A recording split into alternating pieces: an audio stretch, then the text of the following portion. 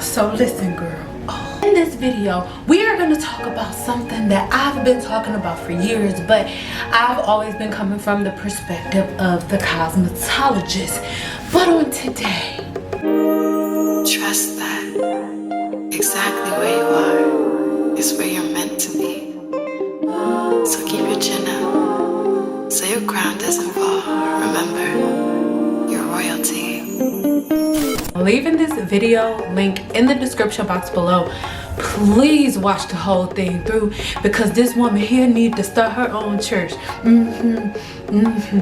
Of you first came to know me. When I first started on YouTube all the way back in the early 2010s, I was a natural hair YouTuber, and specifically I was a 4C natural hair YouTuber, and I left in 2013 doing a video calling out the natural hair industry for texture discrimination. I find the natural hair community to be full of swindles, largely because they continue to promote the idea that healthy natural hair is curly, it's shiny, it's laid full of baby hairs, and then that's the pinnacle for what healthy natural hair should look like. That leaves such a large audience of women out who are natural and who might be thinking that they're doing something wrong with their hair because their hair doesn't look like what's being represented in the natural hair community. And fast forward almost 10 years later, I do not at all feel wrong for the things that I said in this video. I feel very reaffirmed with the way the natural hair community has gone and what his current iteration looks like in the social. At this point, I am super in love with this video. Because for one, the first thing that she did was go ahead and tell you guys the truth. Like, hey, I started, most of y'all know me for making natural hair content. And the real thing is the majority of the people who got you guys in the situation that you're in right now went from making the team natural content to making commentary videos like this one, right? But this woman deserves all of her respect and all of her flowers because she's coming right out and saying, hey, this is how the natural community started. And I want you guys to really know that the natural hair community did not start as a way for black women to know how to do their hair. And when you guys were buying these products were not being promoted to you because they're so amazing. There was some underlying stuff going on. Social media landscape.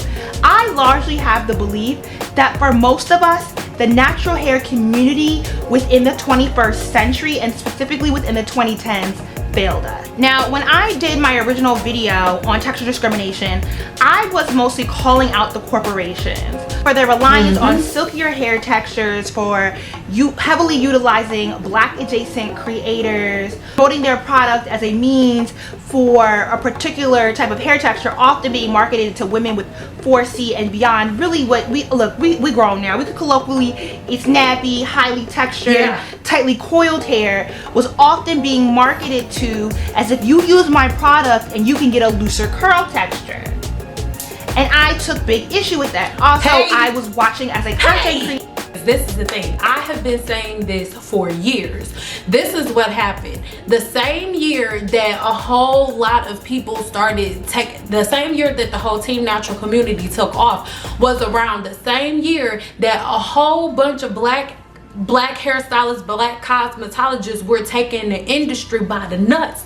You know what I'm saying? You have all of these different influencers or all of these different Instagrammers, mainly Instagram, right, that were starting their own product line. So now, instead of these big brands just competing with each other, now they were competing with the actual cosmetologists. These brands are not competing with each other. Now the brand is competing against the professionals that are actually using the products. So sales began to go down, and when sales go down, they have to go to the table. Okay, why are sales going down? Sales are going down because these hairstylists, these cosmetologists are beginning to start their own brands and starting their own product lines, because before all of this Team Natural stuff took off, the only consumers for the same people that are making y'all favorite products, the only consumers were professional cosmetologists. But once we stopped buying their products, they then had to go get another bottom line, which was y'all. When the whole 4C and all of that stuff took off, they found it like, oh, this is perfect, because I'm sorry, but black women are so easily manipulated. Anybody is easily manipulated when they have a huge insecurity and they can give you a promise, right? They can tell you that, hey, if you do this, if you use this one product will fix all of your problems. It's when somebody's addicted to a drug, you never get that first initial high. You never get that again, and you're just running around chasing it, and you're gonna constantly go to that same product that gave you that high. That's how these products are. But the second you stop using them, you're screwed. But the way in was 4C, because black women who have 4C hair and really tightly coiled hair are easy to manipulate, because you guys wanted a product that could change your curls because you hated your hair. They were listening to you say that, so they gave you a product to feed into it. But they needed somebody to market that product to them, because people in Hollywood were not going to market that to you because they're not walking around with natural hair. At least at that point they weren't, but YouTubers were. So they know, okay, if I get enough YouTubers to tote this bullshit, then they're gonna believe it, because we have to take the trust and the knowledge and all of that stability, we have to take that away from the hairstylist. And y'all dusty hairstylists that's out there that don't know nothing, y'all made it even easier.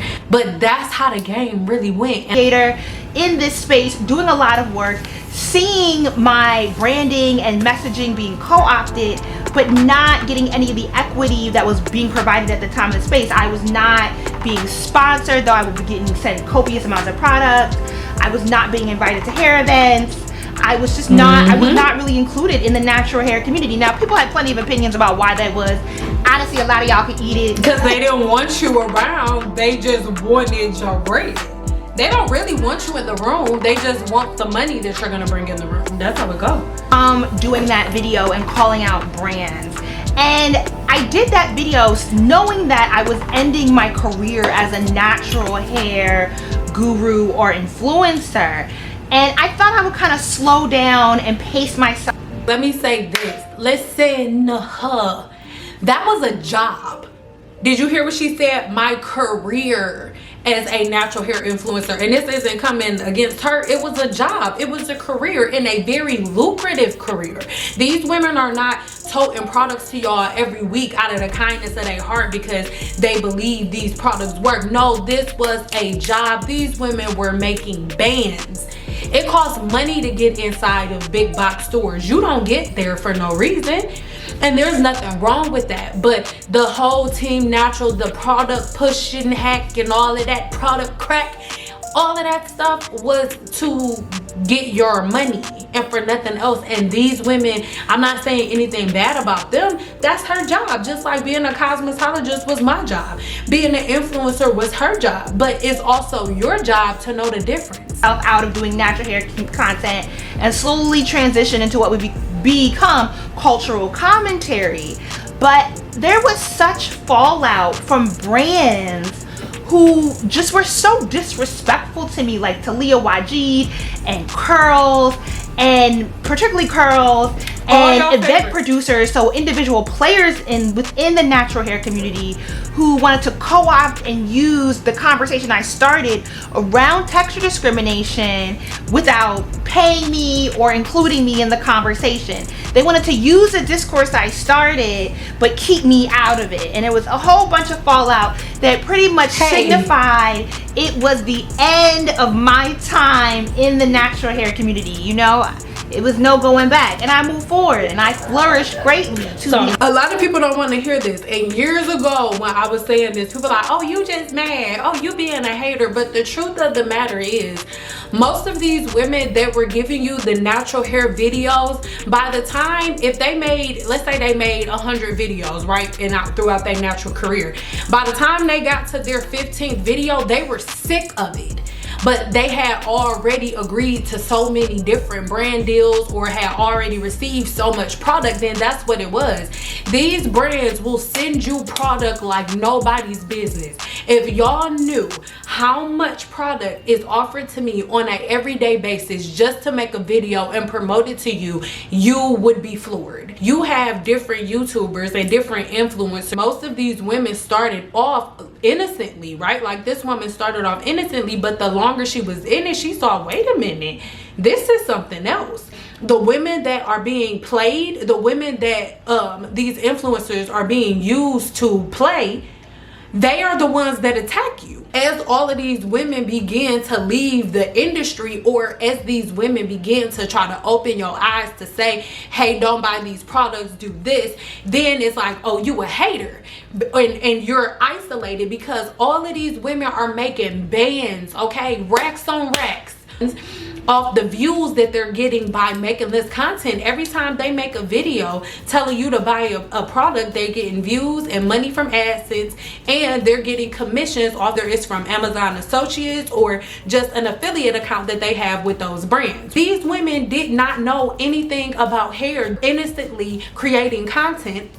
And as they're innocently creating content, they're like getting offered all of this money. Where the majority of women, when they found out the truth, they did not decide to, okay, I have a choice. I can either end my career and lose all of this money, or I can be real, I can be honest and hold to my integrity. A lot of women chose the latter. But throughout these last couple of years, you can see there are so many different YouTubers and influencers that have came forward with different videos telling you that they're done with the natural community. I can't do no more. I can't take it no more. I can't do a wash day.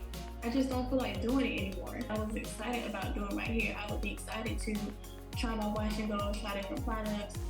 My true purpose took a back seat. I am tired of doing that content. I've been on this platform for 7 years. I've been doing the same content for 7 years to doing it. Natural hair is not my passion. Doing hair is not my passion. It is something, you know, that happened. You know, this channel literally took a life of its own. Product line was my aloe vera root oil, and I launched, I think, 3 times. A lot of you started following me because of that, and I take a lot of pride from combing my hair. See this? She's put away, baby. Like, I've stopped doing so many things. Like, so many things. Go a lot of the time. I'm starting to get annoyed by wash and goes these days, though. Honest, I'm very happy I did that. It was so disheartening because also a lot of these people and these brands in particular then went on to pivot into the Black woman empowerment space, where they went from hawking products to selling courses. Look, get your passive income, I guess, if it works for you. But to watch these people pivot into supposedly be these courses are about uplifting Black women. Oh, okay. This video honestly is not about me. I'm just with your product on the side to help you grow your hair, because Black women's hair don't grow. Black women don't have oil coming from their scalp. that I always like to blame most things on: capitalism. Any pushback that happened within the natural hair community.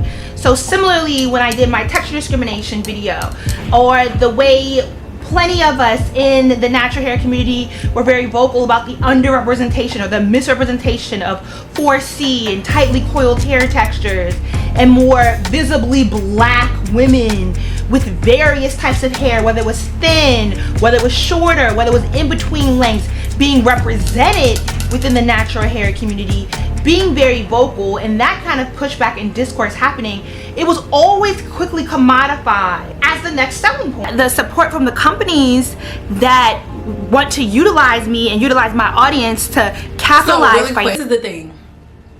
Yes, it's messed up the way that they do stuff, but at the end of the day, Black women open the door and make themselves susceptible to different things like this, okay? Because at the end of the day, nobody's coming in and forcing anybody to do anything. Black women make a choice, and the choice that Black women always make is the choice of the path of least resistance, or the thing that is the easiest.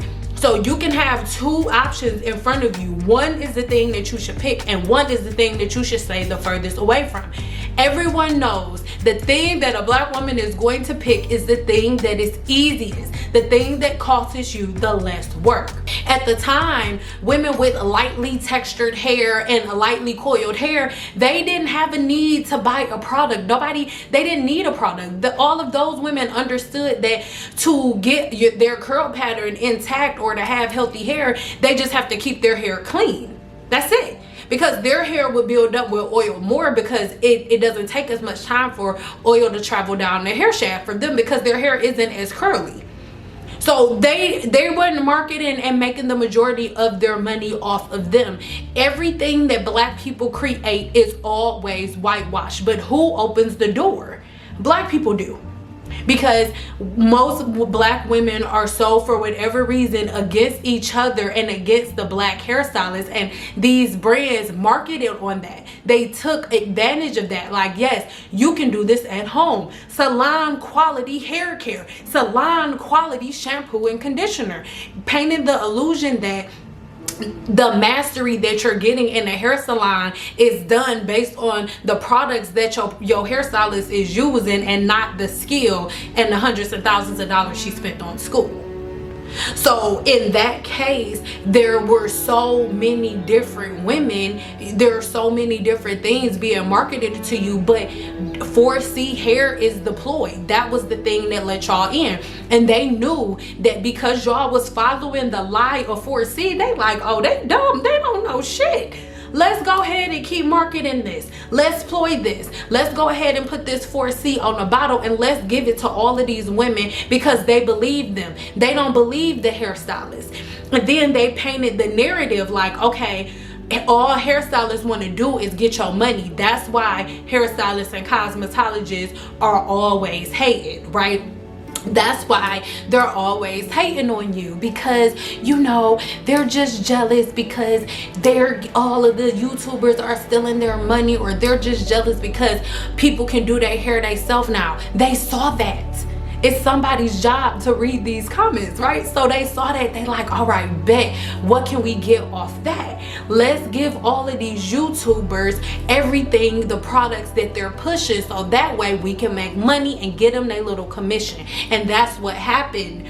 So they kept pushing it to the point where I had a brand reach out to me. We do the brand deal and everything, and I use the product. She told me, oh, because I don't do wash and goes, because wash and goes is something that you should never do to your hair, but Team Natural made it popular. So I didn't do a wash and go. She emailed me back and was like, hey, if you're gonna use this shampoo and conditioner, can I see the hair in its natural state? I want to see the black hair. I want to see the curly hair, because that's what sold. 4C hair is what sold the products, period. So all of these 4C influencers were making video after video after video after video, and after a while, all of these 4C girls that y'all start following, whose hair was so super duper healthy, they are tired of putting their hair through the ringer for other people's entertainment, because it was never about hair care. It was never about hair growth. It has always been about making money, always. And the people that the people that everybody were being pinned against were professional cosmetologists. And now today, like August 25th, 2022, now today, most of the women that y'all were following from the Team Natural hair community that were like, oh, don't trust cosmetologists, don't trust hairstylists, most of them are in cosmetology school right now. Oh, nigga. Financially off of it, still don't support in the same way that they support other people with curly, bouncy baby hairs. I'm like so stuck on this baby hairs thing, largely because what I find interesting is that I could do the same style. Like one of my most popular natural hair videos is flat twist for 4C natural hair, curly flat twist. It's like the first like thorough tutorial that I ever did. It's like almost at 200K. A young girl put up a video, shiny baby hairs, curly hair naturally, and her video did the same numbers my video did in a year and a half in 2 weeks. Why? Because it was shared all over Facebook, it was all over Instagram, it was like everybody's whatever social media accounts reposted her content because her hair just looks pretty start to finish. As I alluded to in my texture discrimination video, there was an over-representation of shiny, highly defined curl textures, of biracial, multiracial, black adjacent women being centered in the campaign, oftentimes hawking products that they would not show using on their own hair, but claiming this is how they got their hair. Because this was always the original market. Black women are not the original market. This was the market. Being told you can get looser curls, you can get this look that this person naturally has on their hair by buying this set of products. We have these products specially modified for your hair texture. Okay, girl, what's in it? Some new kind of oil, marshmallow oil, avocado oil, all the new kind of oils. And honestly, what is now transversed in the natural hair community, and it's been wild to see the pivot towards baby hair products. Products for laying your edges. We moved away, slowly away from this highly defined, shiny hair textures constantly being centered, and I'm very slightly move away. I mean, it wasn't a significant shift to, well, as long as you had baby hairs, that hair was desirable. So you look at my hair and you see I have a little fizz ball around the edges. There ain't no baby hair to lay, baby. We kinky all the way around, all right? If I was to do 2 French braids with my natural hair texture and left my edges as is, it would not be promoted as a desirable hairstyle. So we're gonna stop here. Let's say this. I've also made a video on baby hairs. This is the thing. They are following the money. Okay, black women were never the original target. Black women were never the original market. Y'all not going to hear this, but it's the truth. Long term, these people, they speak money. Money comes first, and they know that yes, black women will be the original market, but after a long period of time of buying products, black women are going to want a discount. They're going to want things to be cheaper, and they also know that things are short-lived and different markets get constantly replaced over and over again. So yes, the black women were the original target, the original market, because at the end of the day, for the most part, black people set the trends, right? Black women set the trends. So when curly hair became that thing, when it became super sexy, right, and a product was something that can give you curly hair, they're like, okay, bet, let's start marketing this to a wider audience, an audience that isn't going to necessarily be complaining as much, an audience that isn't necessarily going to be asking for discounts all the time. Black women were not always the original market. That's why once they got enough money, once they got enough seed money, which was the money that most black women were spending on these companies originally, think about it, the longer these products were around, the more popular they got. By the time most black women were using these products, the formulations changed completely. Why? Because you were never the original market. A product feels super duper good at first, right? It feels super moisturizing, and then the longer you use it, the more it's drying. Why is that? Most of the reason why the product is now dry is because now there's more alcohol being added to it, because it needs to have less oil, because the women that it was marketed to originally, which were women with looser textured hair, they can't take all of that oil and all of that extra stuff that y'all have in the product. They put that stuff on the label to get you to buy it. They know that that stuff don't go in your hair. That's why y'all love the product for a minute, and then you notice the formulation changes, because they go back to what's supposed to be being done. That's how the industry goes. Supply and demand. What was the demand? Most black women didn't know how to do their hair and stuff like that, but they didn't care about y'all not knowing how to do y'all hair. You know why? Because they had a market, which was the cosmetologists.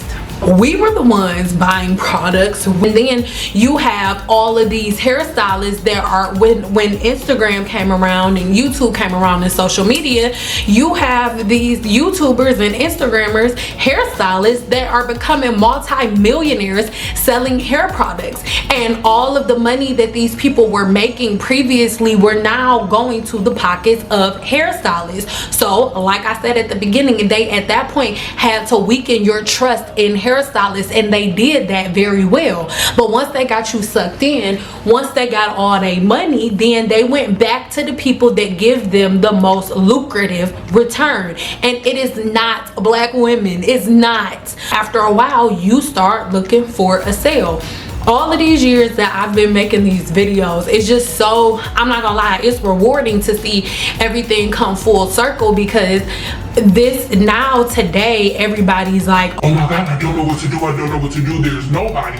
But I want y'all to think about what she just said. The natural hair community online in 2012, it's 2022. So hairstylists been doing the stuff that I've been doing for years, and now this is what's happening. The majority of black women that fed into the whole Team Natural things that made these women and these brands millions and millions of dollars fed into that, and by you feeding into that, you were like F you to the hairstylist. So the majority of the cosmetologists that were like me were like, you know what, I'm not about to work until I'm 50, 60 years old for these women that don't even have respect for me because they rather listen to stuff on YouTube. Do you know how many women would bring in fucking pickle juice and apple cider vinegar and rice water and bring in these homemade products from recipes that they've learned online on YouTube into their appointment and bringing it to their stylist? And some stylists will go ahead and do it, but then you have stylists like me. Women would try to bring rice water in my shop. I would tell them no, and they will write reviews about me. After a while, I was like, you know what, I can make more money doing other things. Just like the YouTubers were like, oh, I'm gonna make a whole bunch of bread like this. I remember, I will never forget, it was a chick right across the hall from me, and she's a white chick, right? And I'm just telling you, and she had a room that was bigger than mine. She had a double, so her room was about $600 every week, and she was only there a couple, like maybe once a week, if even that. And that was because every client she had paid her worth, right? So imagine this in your head. Imagine this, like I'm sitting there and I've done a full sew-in. I've done a takedown, so a weave that had been in her head for like 2 months.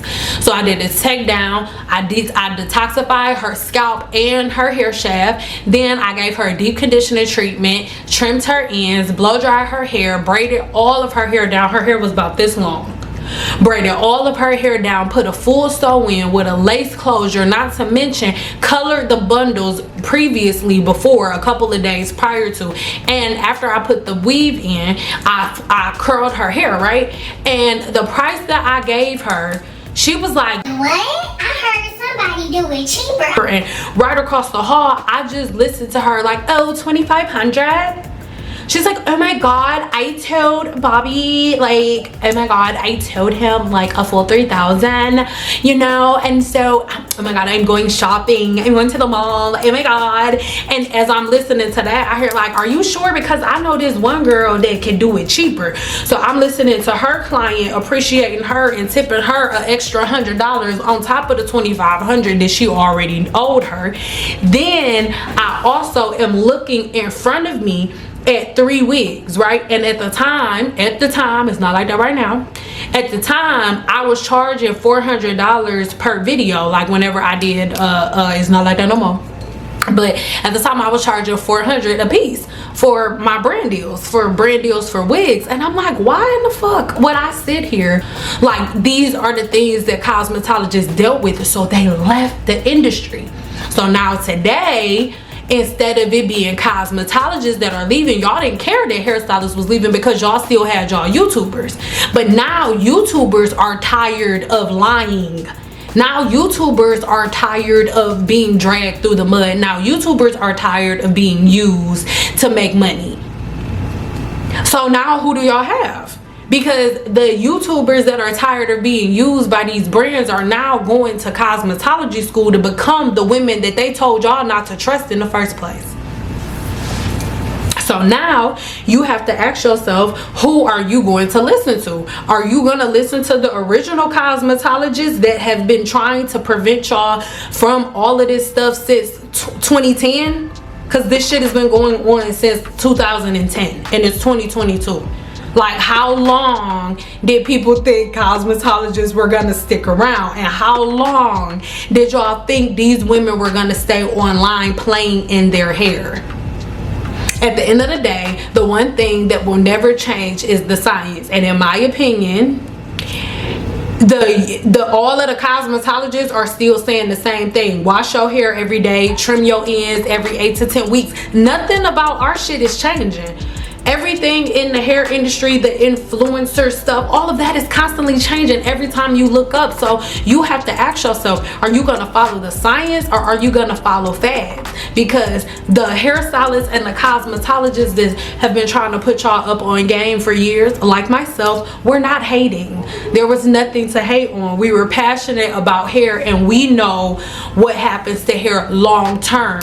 And that's why most were trying to keep y'all from doing stuff. Not because we were hating on on YouTubers, not because we were hating on influencers, not because we jealous they getting our money. Trust that exactly where you are is where you're meant to be.